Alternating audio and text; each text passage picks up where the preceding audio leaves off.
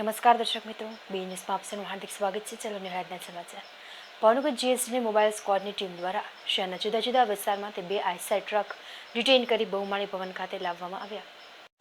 Bhavnagar GST વિભાગ mobile સ્ક્વોડની team આજે શહેરમાં જુદા જુદા હાઈવે પર પેટ્રોલિંગમાં હતી. તે દરમિયાન હાઈવે પરથી પસાર થતા આઈસર ટ્રકને રોકી તેમાં રહેલા માલસામાન અંગે બિલ આધાર પુરાવા માંગતા તે કોઈ સંતોષકારક જવાબ ન આપી શકતા આઈસર ટ્રકમાં રહેલ માલસામાન શંકાસ્પદ ગણી તેને બહુમાળી ભવન ખાતે લાવી કાયદેસરની કાર્યવાહી હાથ ધરવામાં આવી હતી.